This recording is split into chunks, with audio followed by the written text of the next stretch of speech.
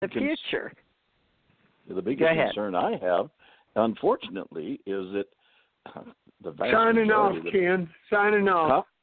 Huh? Okay, cousin. Thanks for coming on with us. We'll be in touch. Take care.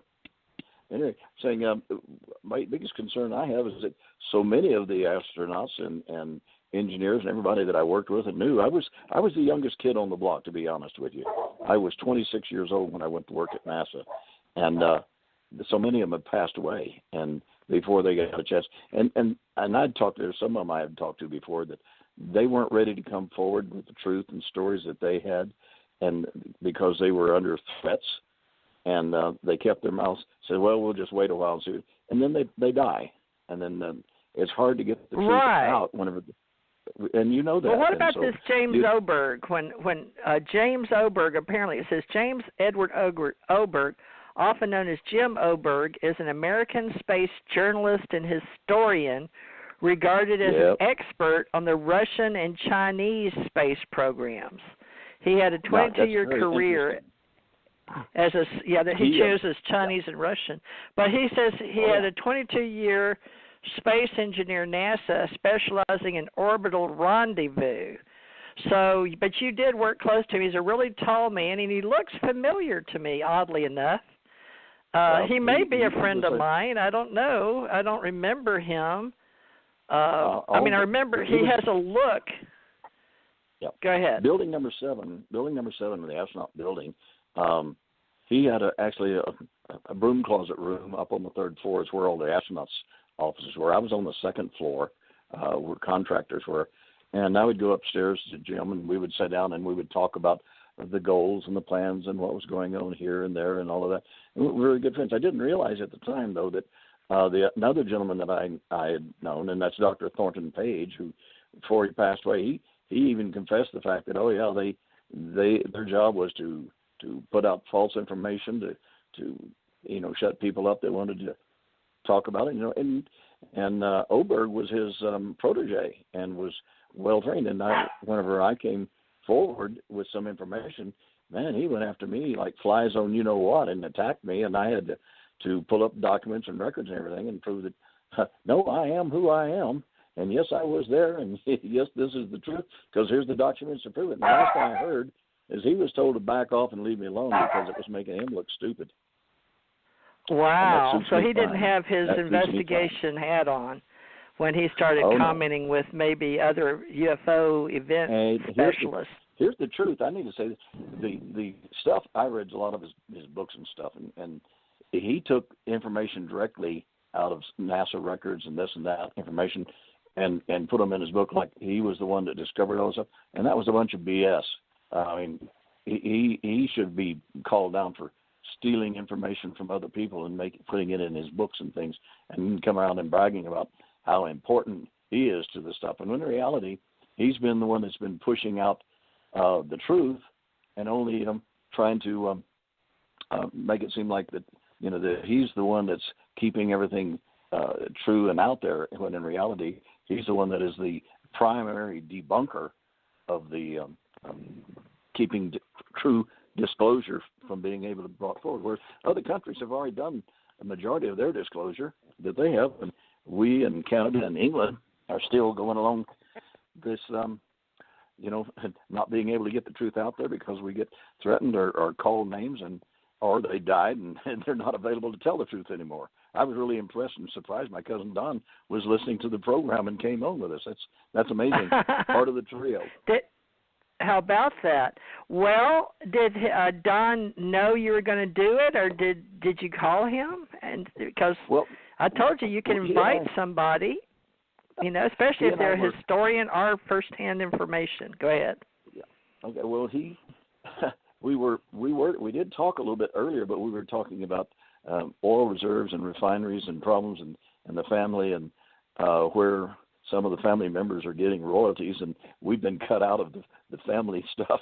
And I just mentioned to him, I said, we're going to be on the radio with T.J. Morris. And I said, why don't you tune in and listen into it? So I gave him the number to tune in, and I guess he decided to jump in with all feet. So you never know what's going to happen. Well, good.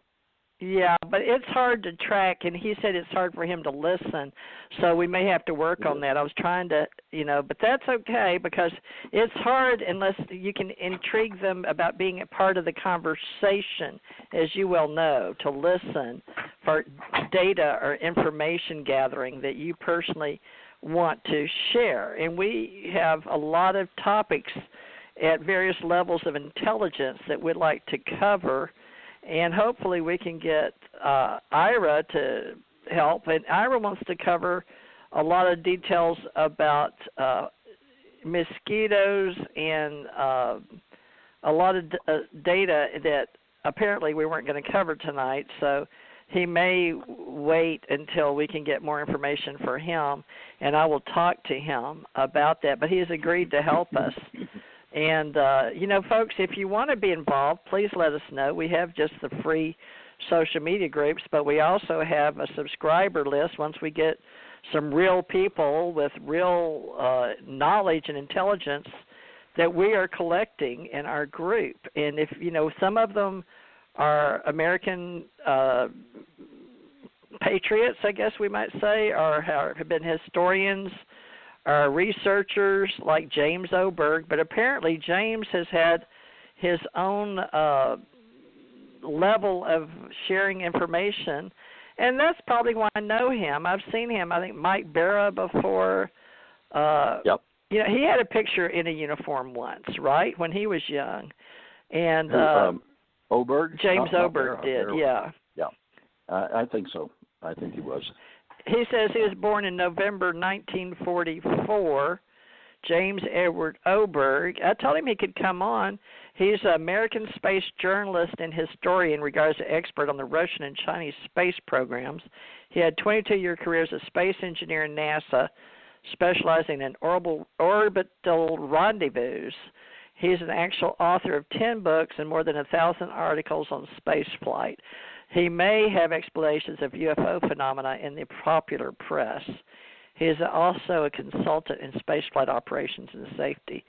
So he says he has a BA in mathematics from Ohio Wesleyan University in '66, a MS in applied mathematics, astrodynamics from Northwestern University in '69, where he was also a NASA trainee, and a MS in computer science from the University of New Mexico in 1972. So he says at NASA, so we need to write this stuff up for you really good because this is really nice, but we may already have it. I'd probably just need to put it in our websites, and have you up as an author and journalist like this gentleman. From my autobiography, and there's a short version of the in the back of the book on my credentials and all the fun things that you read about. So when somebody's a little older, we'll do that. Yeah, we'll try to make James our friend so he doesn't feel excluded, because I think he was trying to get my attention by remarking on one of our radio shows where I had you listed in your picture. So he got my attention, all right.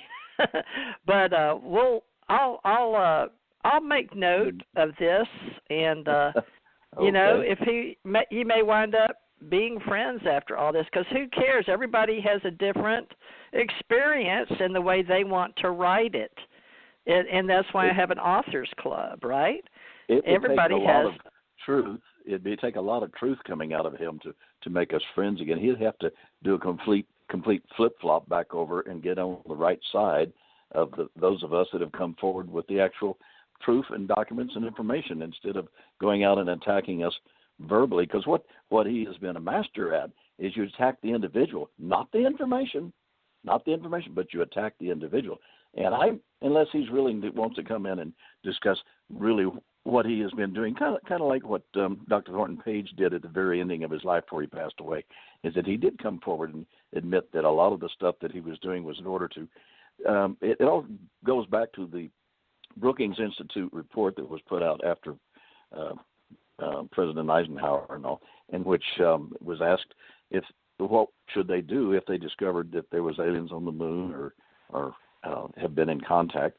And the direction from the Brookings was not to, because the society was not ready to face that. And in fact, that was back in 1938, I think, when they did the War of the Worlds on the radio, and their people actually jumped off the top of the building and committed suicide because they thought the aliens were coming in and attacking.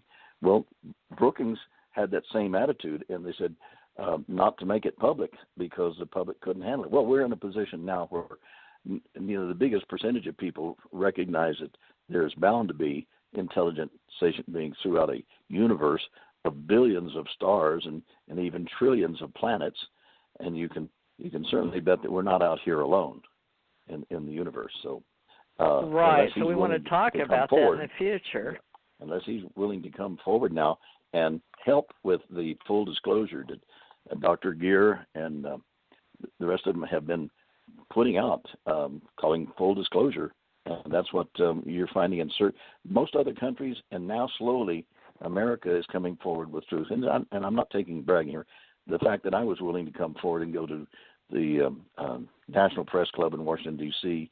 At the behest of Richard Hoagland had me go there and be sure we started getting the information out, because you're not safe if you're keeping the information you have, the truth, and you're hiding it, because you could get bumped off, fall off, die, whatever, and the truth doesn't get out there. That's why I always put out the word.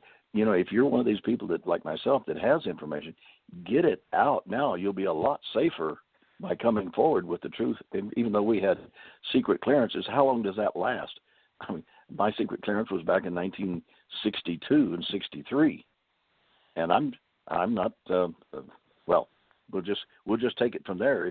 If you've got the truth, you need to be sure the truth is out there. Let's stick with it.